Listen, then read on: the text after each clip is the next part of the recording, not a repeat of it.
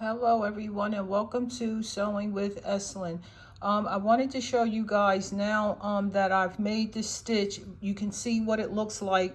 A 1-inch seam I did all the way across to the end, and if you look on the other side you can see where I serged it and how neat the actual finished edge of the seam looks.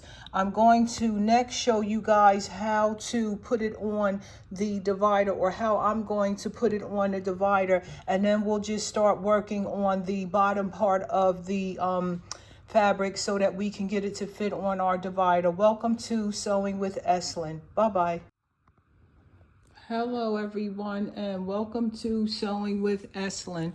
So here it is. So this is the one that we just created. This is the old one, and I'll be honest, some of it I did a little ghetto when I did it, but I wasn't doing videos at that time, so I'm trying to be more professional with you guys. So anyway, so this is the new one. We serged the edges, then we turned it over, we made a 1-inch seam, and look how perfectly it fits on our divider. And once we get it all together, look at the privacy that it's going to have. It's going to be so beautiful. Anyway, so now next we are going to work on the bottom part, because we have to get this fabric to fit just like this one does, so that we can evenly slide it across and adjust it. So as soon as I'll start working on this bottom part and show you guys. It's a little bit more difficult, but we're going to make it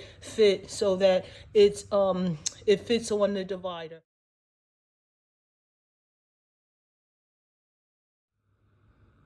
Hello everyone and welcome to Sewing with Eslin.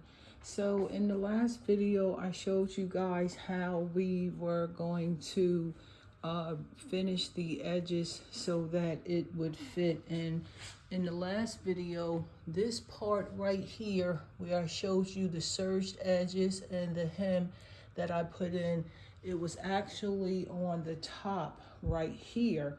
So what I basically did was I reversed the ends so that this I took from the bottom and now it's at the top. And with me pinning it, if you can see the pins that I put in, it tells me exactly how much I need to hem it or put a stitch in so that it fits on this divider. So I'm going to take this off and I'm going to show you, once I finish it, how I determine where I'm going to put the stitch, simply because the fabric on this curtain was a little bit more thick than the other side. So I'm going to show you guys how I adjust it when I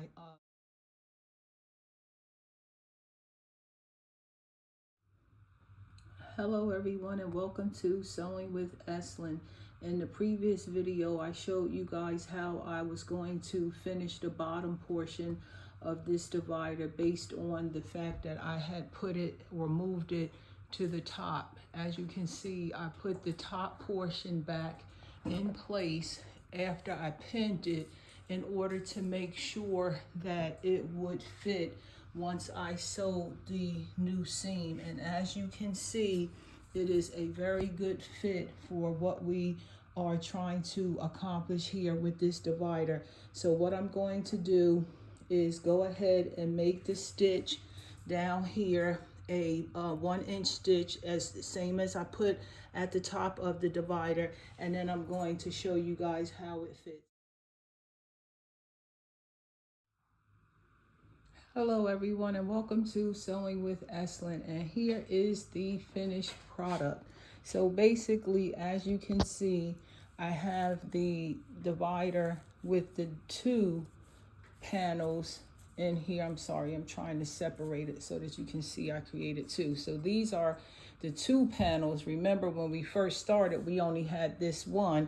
This is the new one that I created, and based on what you see here, it worked. So this is the bottom part that we had taken out in the previous video to make sure that we had enough space in order to sew the seam that I talked to you guys about. And as I told you, I had additional fabric left, and I didn't think it made sense to cut it simply because I made a 1-inch seam, and then I just made a seam. I did a stitch to make sure that this stayed in place. So as you can see, it looks amazing. And that is how you sew your divider fabric on and make neat seams across so that it stays in place. Welcome to Sew.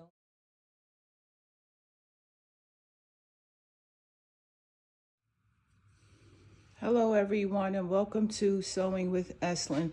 So I just wanted to do a little bit of a follow-up video for the divider that we had just finished creating, and I wanted to show you guys the actual divider, the way it looks. And I also wanted to share with you guys these panels in here that you see. I took a shower curtain that I wasn't using, and I added some fabric here, and then I added this beautiful fabric in here to make it fit into the divider. So I just like to share some of the things that I do in order to make my looks look different. So when I finish editing, or should I say when I finish updating this divider right here, I'm going to put it in the way we did this one right here.